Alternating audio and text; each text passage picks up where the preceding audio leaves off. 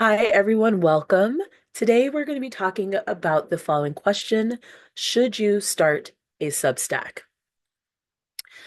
This is the presentation overview, what we're going to cover, brief introduction, what is Substack, how to build your project, what to consider, things to avoid, frequently asked questions, what about the paywall, should you monetize your Substack, and how to make money on the platform. A brief intro to me. Who am I? My name is Michelle Jackson. I'm the founder of Creators Getting Paid. I interview creators, share case studies, and talk about my experiences making money online. More importantly, though, I'm deeply focused on helping creators build email lists that protect their brands. So that is really what I'm focused on in 2026. I also help people creators dream, design, and build the thing that they want to build and be known for, with the email list as a framework for that. I've been publishing on Substack since 2022. It's wild to me that it's been that long. As of February 2025, I am just shy of 5,000 community members subscribed to Creators Getting Paid. And if I have the same trajectory throughout the year, I should hit 10,000 subscribers by the end of 2026. I started creating content online in the personal finance space, and now I'm more focused on talking about the business of content creation. I'm a four-time award-winning podcaster, content creator. I was an Air Media New Voices Fellow in spring 2025. That's a podcasting fellowship. I've been seen in Experian, Business Insider, PBS NewsHour, and more. And I have monetized my brand in so many different ways. Anything you can think of, I've tried out. So affiliate marketing, which I love, freelance writing, which I don't, ebook sales, which I love, courses, newsletter, I love that, coaching, mastermind, consulting, brand partnerships, and brand sponsorships. So I've done it all, and I have my favorites. Um, this I decided to share because I think it's going to factor in heavily in how you think about whether or not you add any type of newsletter, but in particular a Substack to your brand. So currently, this is how my brand is designed. You will see that I have a lot of different things happening and they are hosted in different places. This is not a mistake for me. So I have the Creators Getting Paid WordPress website that is hosted via Ionis, which is the platform that I use for that. I have the Creators Getting Paid newsletter, which I am now emailing via Flowdesk. I have a podcast for Creators Getting Paid that is currently hosted on Libsyn. I have a membership that I've launched. I launched it at the end of 2025 called the Creator Income Collective that is currently hosted on Slack. And I have an in-person meetup called the Denver Content Creators Meetup. Here, it's hosted here in Denver, but it's hosted on the Meetup platform. And then finally, I am going to be launching a YouTube channel this year. So this is how my brand is situated. I want to make something really clear and make an important point, which is Substack is a complement to my overall brand design. It's not the overall focus of my brand's content strategy. So we're going to talk about the good, the bad, and the ugly about Substack. I think this is very important to talk about all the different components to the platform before people say yes to it. So, what exactly is Substack? The way I like to think about it is if a blog platform, threads, an old-fashioned writer's salon, and the energy and aesthetic of Burning Man was kind of fused together and had a baby, that would be Substack. There are several different really intriguing components to it. The first one is Substack is very clearly a platform that is focused on long form content. If you want a lot of quick quips and quick comments and like fast kind of interactions, Substack is not going to work for you. It is long form content, written content, conversations, audio, prose, poetry, books, um, conversations, everything is going to be long form for the majority of the content that you interact with or produce on the platform, which is awesome because you can take your time. It is a creator's universe. Substack is just an incredible place to design a creative space and connect with an audience that is new to you as the creator. And actually, it is also an enclosed platform similar to Medium, if you have written on that. I have not. But it's interesting because there's millions and millions of people in this Substack universe, but you as a creator, you don't need millions of people to become a really successful person online. And I think that's important to reflect on. It is definitely social media, especially as we go further into 2026 and 2027. There is a notes feature that is very similar to Threads. Um, they have a chat feature within the app and desktop. You can communicate via comments on the different posts that you share.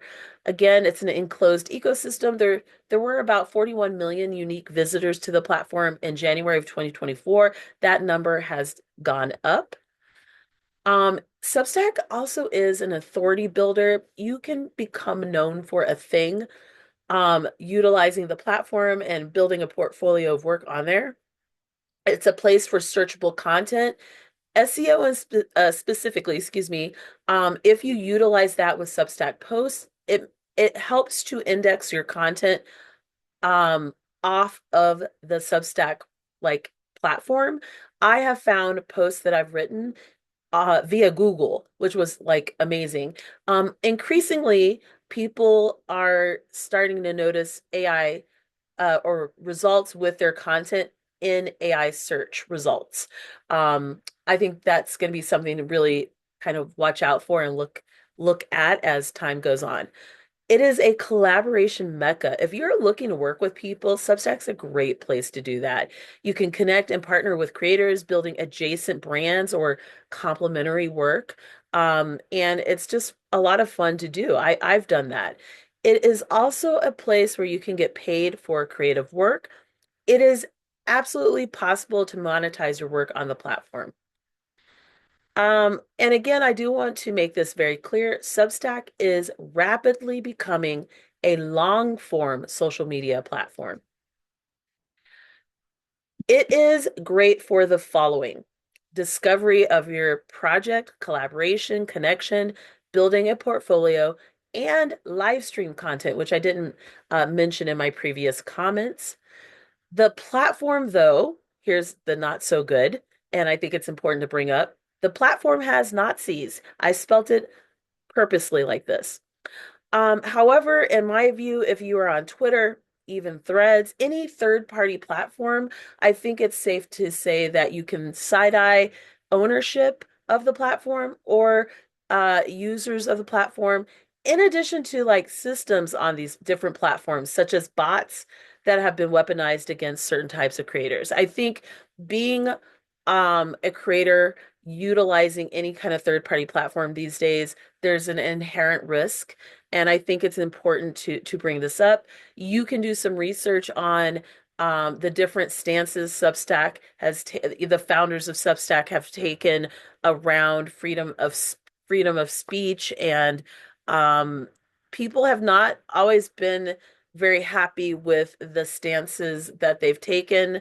I haven't been, and I think this is an important thing to bring up. You may have your community questioning, why are you on Substack? And I think that's an important thing to consider. My community has not brought anything up. They're on Substack as well as off the platform. But there are people who have had community members express some express a dislike of that, but you are building what you want. I personally am not on Twitter. I stopped being on Twitter like a while ago. Would you be able to get me to interact on it? No, I'm never going back. Excuse. So you, sorry guys. So you may be surprised to find that some of your community members feel very just as passionately as I just expressed my like, oh, I don't want to be on Twitter. there are going to be people who might express a similar point of view specific to Substack. And then the question becomes, how would it feel to you if and when there's going to be somebody, other creators voice their displeasure at you being on Substack? I, again, have not had it happen. I know I have seen other people um, voice concerns to other people. I'm not building your brand or business, so I'm not one to necessarily try to dictate where you are or where you aren't. Um, Journalists. This one, though, is important. I did record a podcast about whether or not I felt um, Black journalists in particular, but all journalists should be 100% positioned on Substack. I think it's a very important conversation. It's very valid. If you are thinking about building a brand on the platform, I think we've seen some really amazing work coming off the Substack platform specific to journalists. But I encourage you, whether you are African American or not, to listen to the episode. I do want to provide additional context. I've been a long time member of the Colorado chapter of the National Association for Black Journalists. And so this concern is coming from a place of knowing many, many journalists being in that space. And so, yeah, I think you should listen. And here is the link below to that episode. So I'm going to pause so you can write that down. But if you're a journalist, I do want you to listen to that episode later. One of the most appealing things about Substack is this idea, this concept of owning your own audience, where you can take your community and list with you. Most social media platforms are set up in such a way that you cannot move your audience with you. Currently, at the time I'm recording this, which is February 2026, you are still able to download your subscribers to your newsletter or to your project on Substack, and then you can import them to another place. And I think that's really important. Here are some best practices, some things to consider as you work towards owning your audience. Now, the first one is, and this is something I do because I use a different tool to actually actively email my list, download your subscriber list weekly and upload it to your own platform. So that could be Kit. It could be Beehive. I tried to do Beehive. It did not work for me. Flowdesk, that is what I'm currently working with. I'm happy with it. I might change it in a year, but for this year, this is the tool that I'm using. You could use Zapier to automate this task, this like upload task.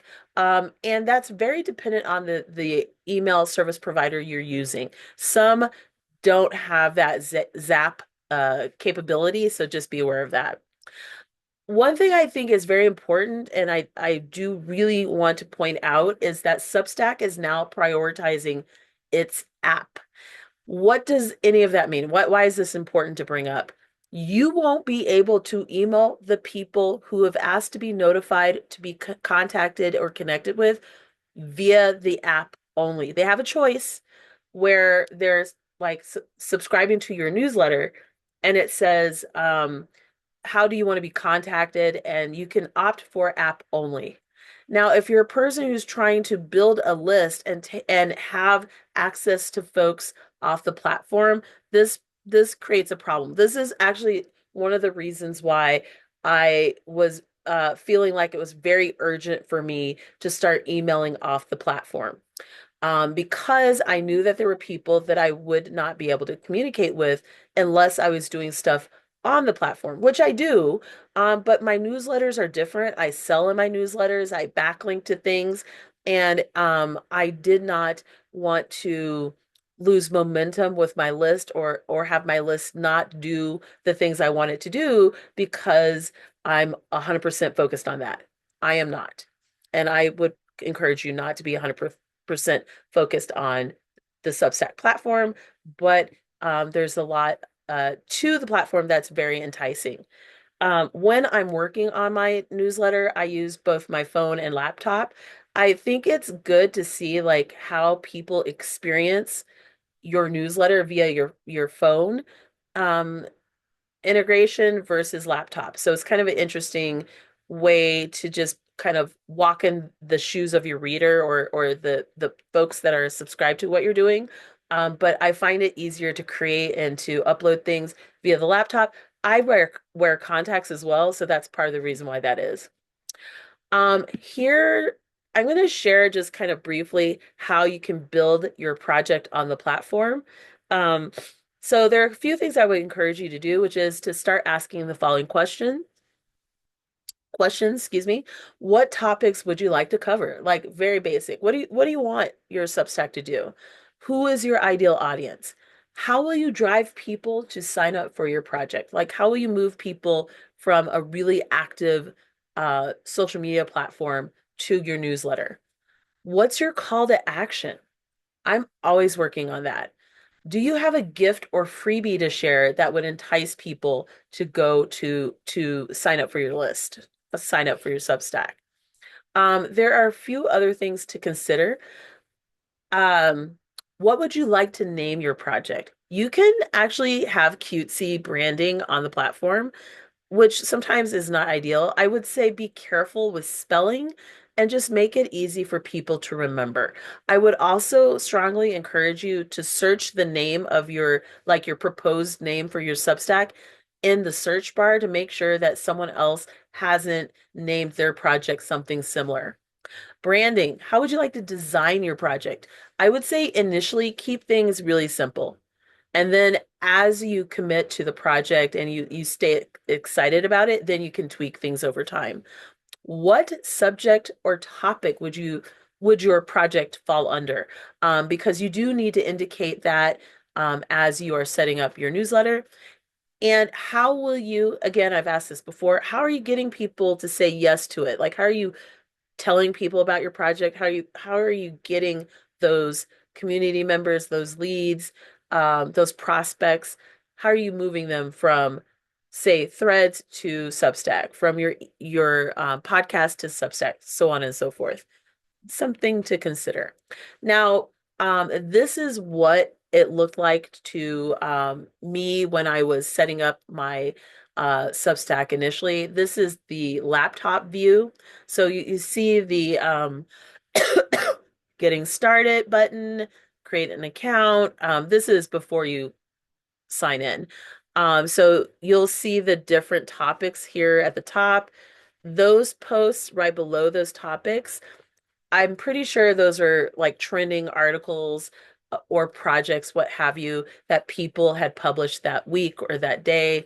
And so that's why that's there. But it's kind of nice to have a visual of what you might be looking at. Again, the interface does change, so just heads up on that.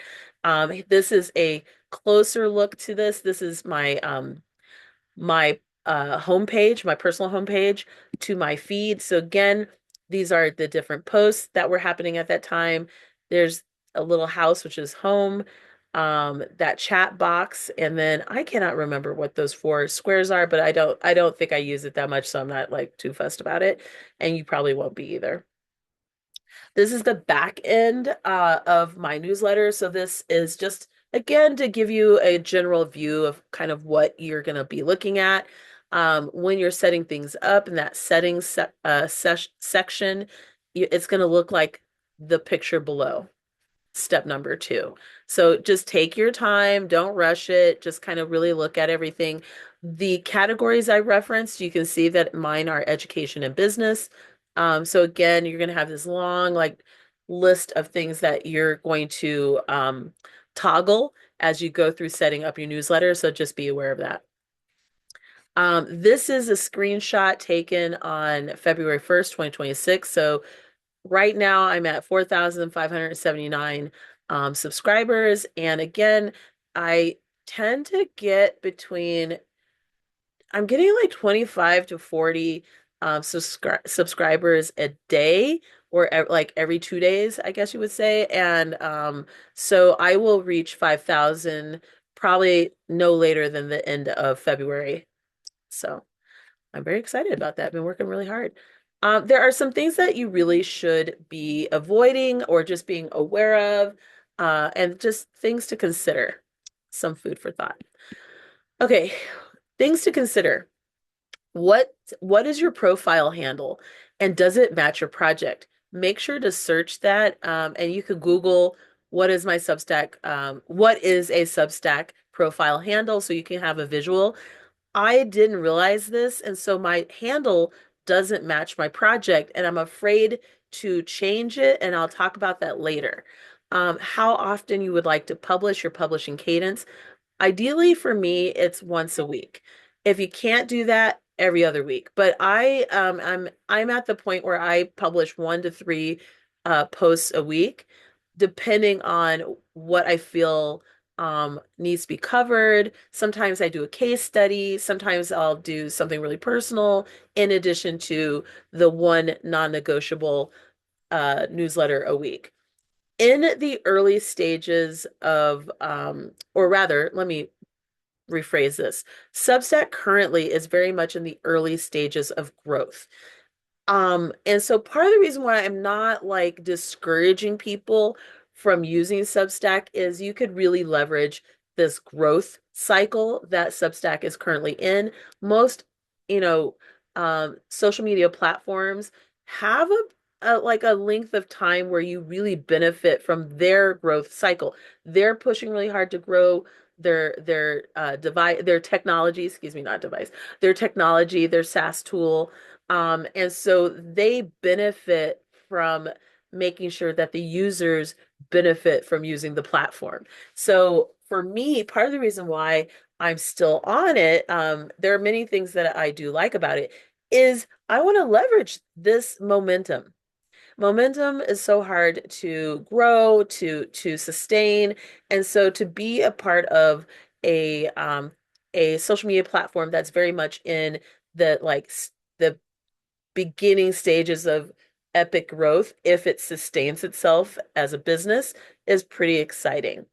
So, earlier I showed how my brand is set up, and the question that I see a lot of people kind of like navigating through is, should they be all in on the platform or no? Here's my answer. You can grow primarily within the Substack ecosystem, or you could utilize off the platform growth measures such as media coverage, speaking gigs, panels. Like you could do a lot of things to kind of diversify the traffic to your project, which I really encourage you to do. My podcast is used to direct people to creators getting paid.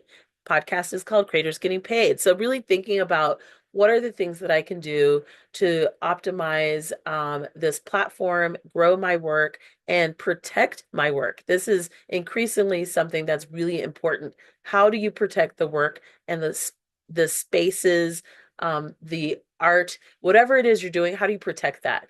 And a big part of that is scrutinizing the platforms you're on, building a list, and really being thoughtful around the fact that you have to protect your work. Some more things to consider. You can publish content onto your Substack without it being pushed out as an email or a newsletter. So you could just um, write a post, and when you are setting up the option for that post to be published, it will say email all subscribers and I think subscribers, or um, excuse me, you can use another option, which is you're not going to email. So you can add new content to your platform, to your profile, without always emailing people, which is something I'll be doing a lot more of in 2026. Um, the reason why this is important is you are building a comprehensive portfolio of work on the platform. And discovery is really interesting on Substack. Like people are finding stuff that I've worked on years ago and commenting on it. And so I think being really thoughtful around the longevity of your work on the platform, I think is a really smart way to consider how you're going to build your project on the platform. The notes feature, by the way, is a great way to extend your brand reach outside of the immediate topic that you talk about. Just be careful of that. I have not had huge success on notes, but it hasn't been awful either. It's been like, it's okay. Because people will talk a lot about using notes as a way to grow your Substack. I personally still haven't seen a lot of growth from it, but it hasn't necessarily been a bad thing to use. I still enjoy notes. I just have no expectations on that feature to grow what I'm doing. In my view, followers are just as important as subscribers. So in Substack, you can follow people or you can subscribe. And so I have almost 7,000 followers on the platform.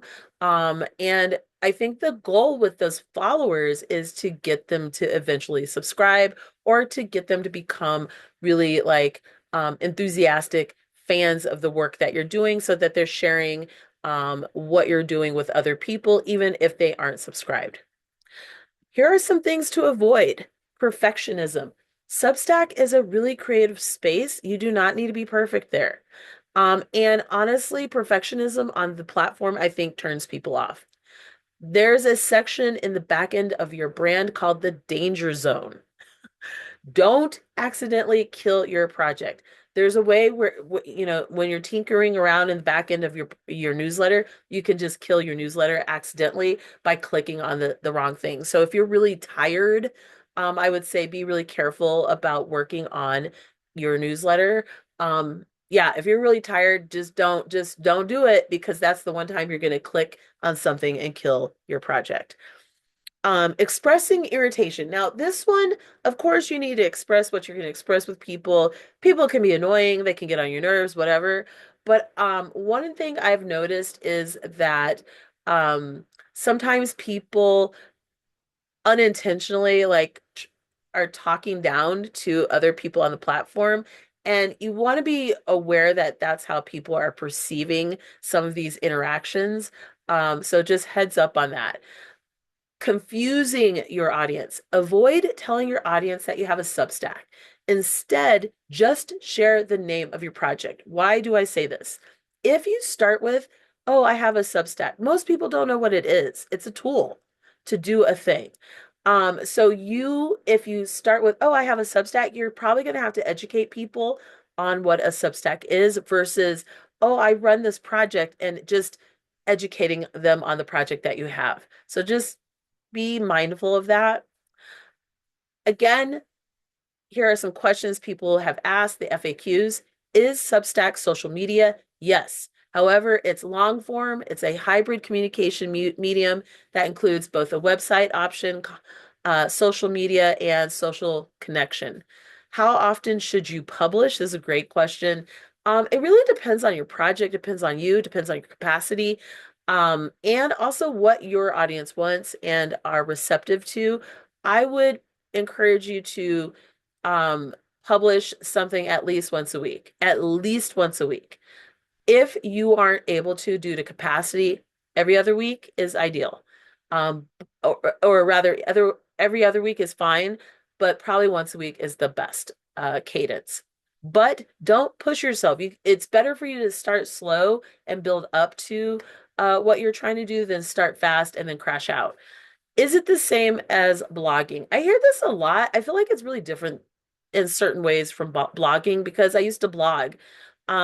I think what makes creating content on Substack is the expectations of the reader specific to the quality of the prose of the work that you're publishing on there. If it's art, music, whatever, like it's just a really high quality publication. I think a lot of the blogging that I used to do was just so amateur.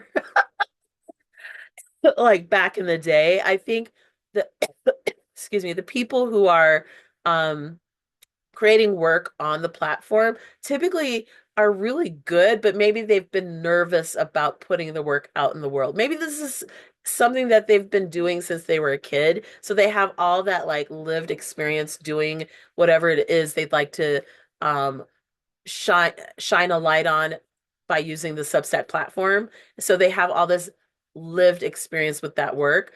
So a lot of people are doing really cool stuff. I do want to say, don't let that comment keep you from doing really cool stuff on the platform if it's new to you. Do it. Why not? Life is short. Do it. Do not let anyone keep you from doing it. So there are three really important long-term considerations specific to the platform. The first is that they've recently completed a Series C funding round. Um, they have apparently raised about, they meaning the Substack team, around $100 million to put towards growing the platform. Currently, the valuation's around 1.1 billion for the company, and that was as of July 2025.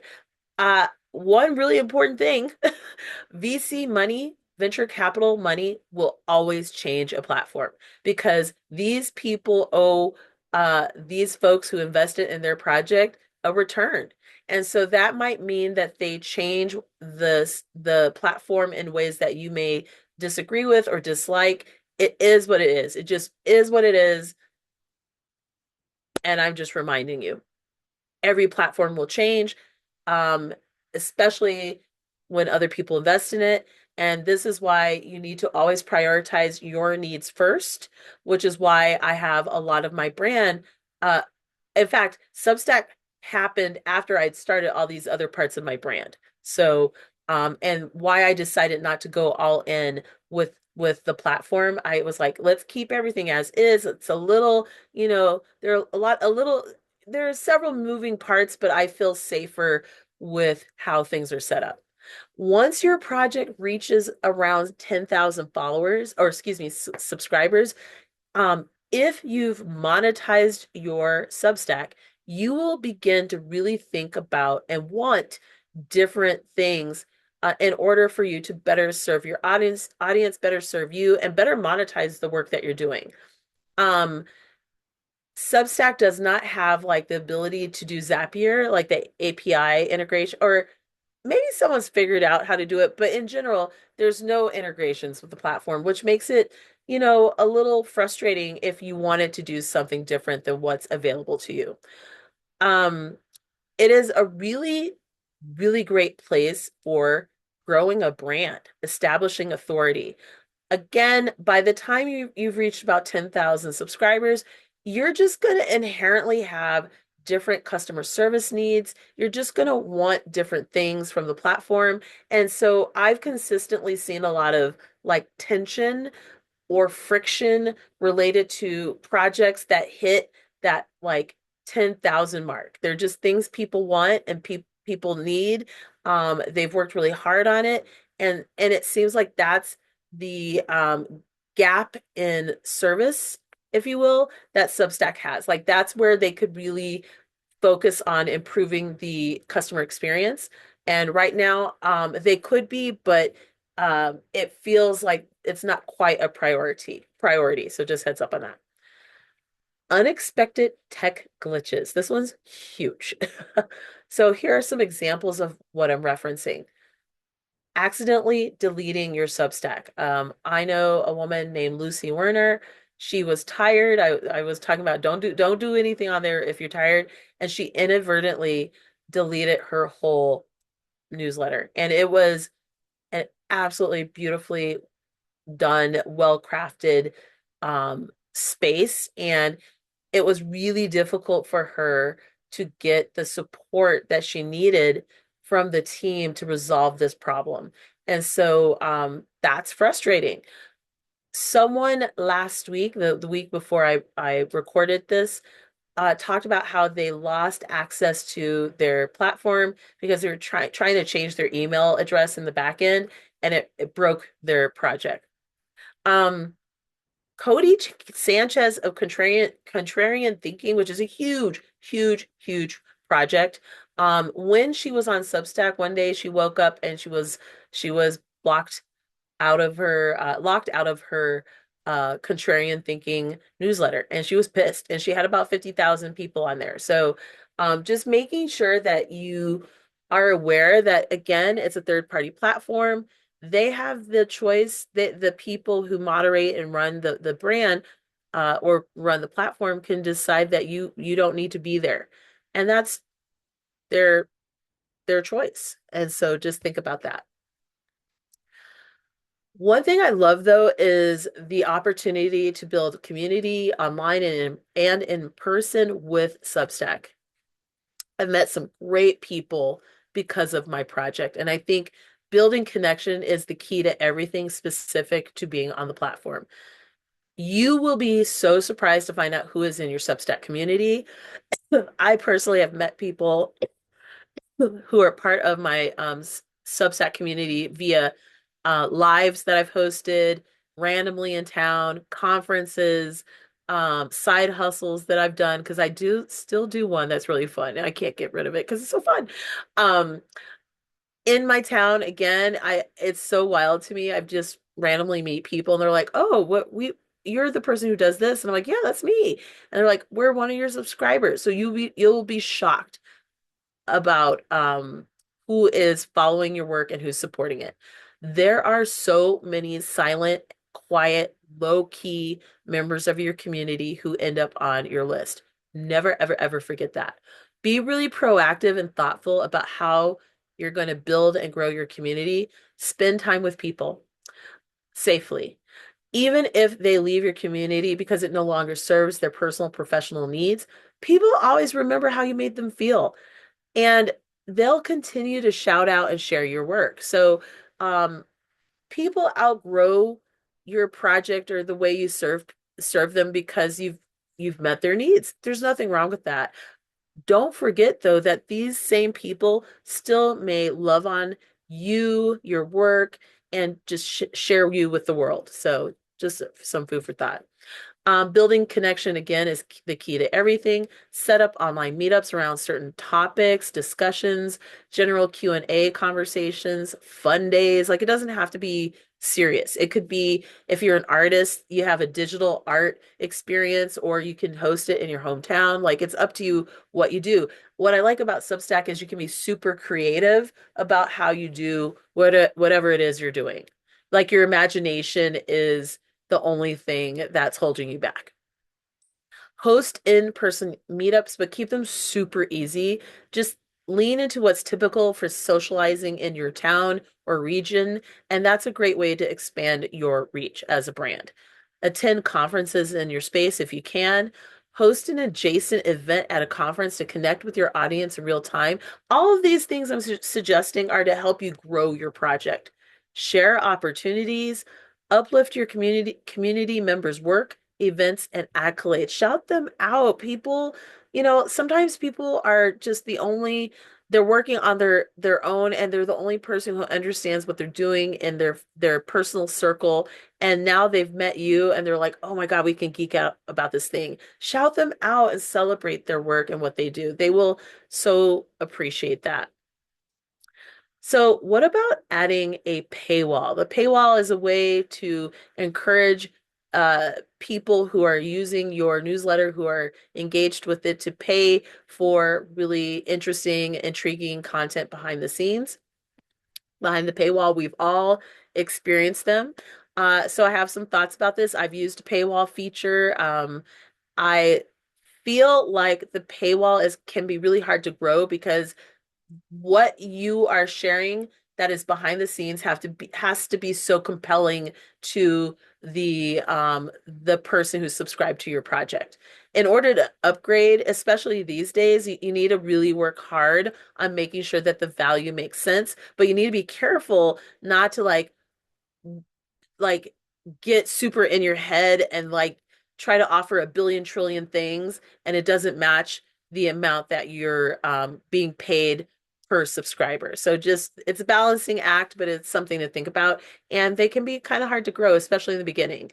Um, and again, the value just has to be clear. Why would I want to pay money for this? Ask yourself that question, and maybe you do a couple of surveys with your audience to see what they have to say to gauge like where their heads are at related to a paywall. So caution.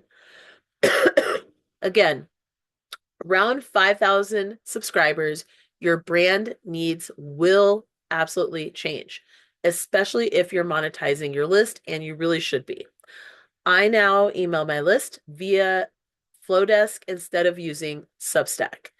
Now, by doing this, I feel that I'm using a tool that's better designed for email marketing because it is clear to me that Substack is signaling that they're becoming a social media app. And so the things that I need from newsletter, like a newsletter platform, they don't seem to be aggressively building into the platform. Like the timing is slower than my needs. So it could happen, but it's just I need that stuff now. So because I'm emailing off the platform, I'm able to more confidently and comfortably include links that move people off my list, off my newsletter, or towards, a page that I shared or a article or a podcast episode, a video. Um, I was a little reluctant to add a lot of links when I was on Substack because just like any platform, they're not always excited to have you encourage your audience members to click off the platform and do something off the platform. Just something to think about. Don't get in your head about it, but it's just something to be aware of. If you are interested in getting or if you are interested in looking at Flowdesk, that is my affiliate link. Please know if you make a purchase, I might be compensated. So it's creatorsgettingpaid.com/Flowdesk dash 2026. One of the skills that I think is really important to learn as to how to grow your list off of the Substack platform. Develop opt-ins and other opportunities to join your list that do not rely on the Substack platform. This will keep your list really healthy. I think the engagement rates will go up. I have a really good engagement rate. I have a great opening rate, but I want even higher. So I'm really focused on making sure that people who really want to be on my newsletter are joining my newsletter. Do think of ways to engage with your list that help your subscribers better know who you are, what you do, and why that would be important to them, why that matters to them. So I co-host a live stream every Tuesday, and it is on the Substack platform. Excuse me. And it is a great way for people to get a feel for my vibe. They get to see how what I find funny, my jokes, what upsets me, what makes me sad, what makes me laugh. Like it's very engaging to see people on a live. So that's part of the reason why I do them. Also, they're fun. Question: should you monetize your Substack? Growing a project on Substack is a lot of work, and here's some things to consider. Monetization on Substack should always mean more than just adding a paywall. Um, However, when you're monetizing, you need to be focused on both your free and paid tiers. It is more than likely that your free tiered people are going to pay you more money ultimately if you're sharing offers with them than the people in your paid tiers in the beginning of growing a monetized um, tier to your newsletter. I do think initially Substack can be a little challenging to monetize. I feel like sometimes other creators need a lot for you to prove to them that it makes sense to pay them or pay you, excuse me. So the other creatives want to be paid, of course, but I think all of us have things in our head around um, just monetization. So just be aware that sometimes that can be just something that you need to navigate through. It's not a good or bad thing. It's mindset stuff. The subscription model, again, can be really hard to sell. And currently, and this could change, the platform is really focused on encouraging creators to build out a subscriber tier. I do hope that they develop other ways for users to monetize their work directly connected to the platform, but that's not the case currently. So in my case, like I have a course, I have more than one course, but I have them hosted on other platforms. I do affiliate marketing. There's just different things that I do. I've done coaching, I've done workshops. So what I would say is when you're thinking about monetizing, please do not only think of monetization with a view of only having a paywall. You will not make enough money.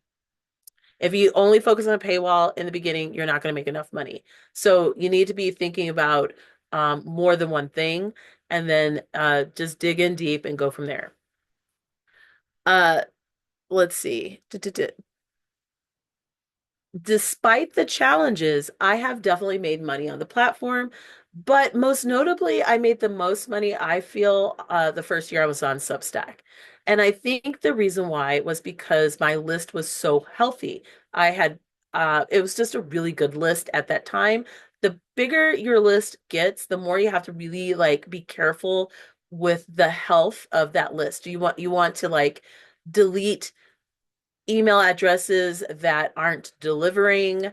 If people indicate that they've unsubscribed, make sure that all of that tracks like that they are unsubscribed. You just want to make sure that you're really tending to the health of your work and of the list that you're building. That's a little more advanced than what we're going to talk about in this workshop, but it's something to just be aware of. Some frequently asked questions for those of you wanting to make money on Substack. Do you need to have a ton of subscribers in order to make money on Substack? No, no, you don't. You can just be ballsy and just start.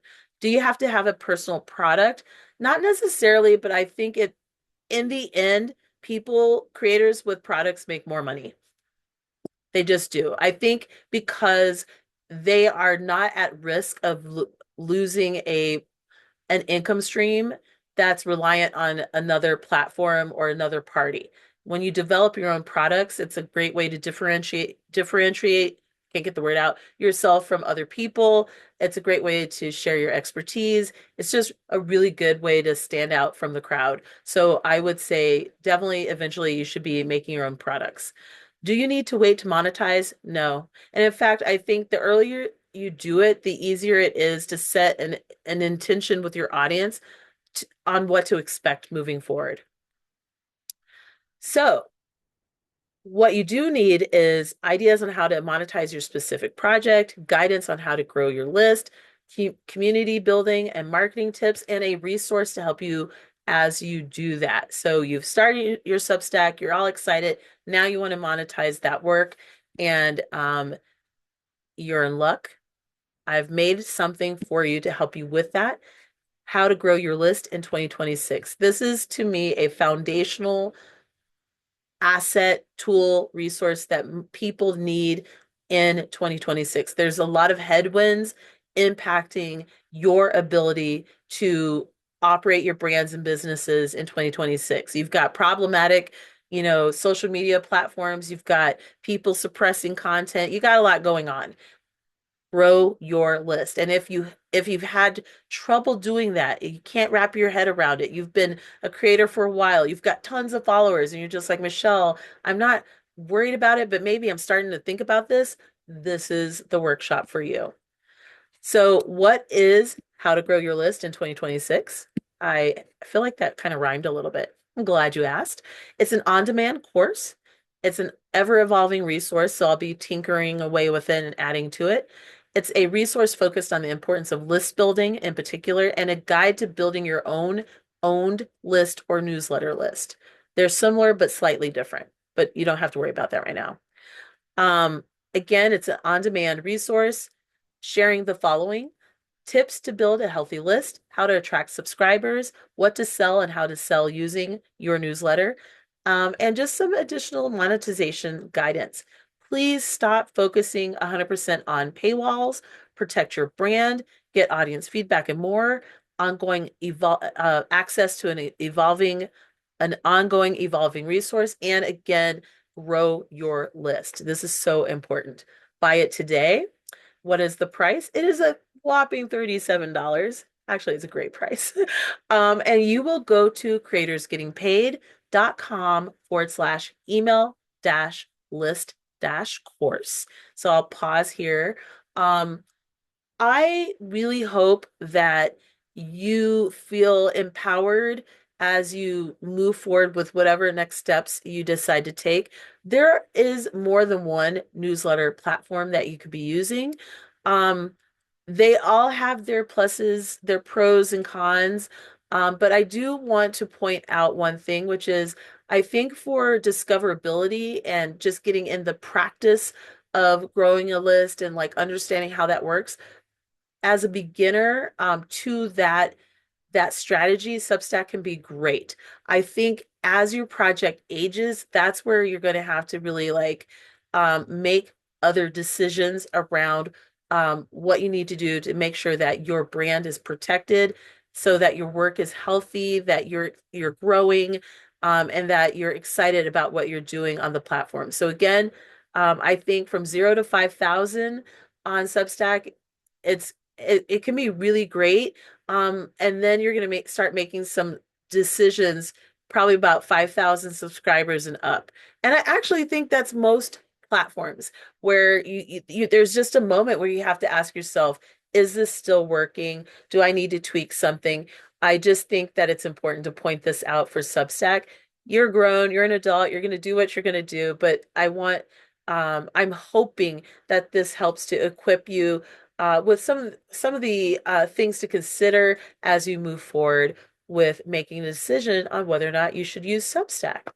All right, so thank you so much for watching the workshop. And if you have any questions, feel free to email me at thebrandbuildinglab@gmail.com. Have a beautiful day. Bye.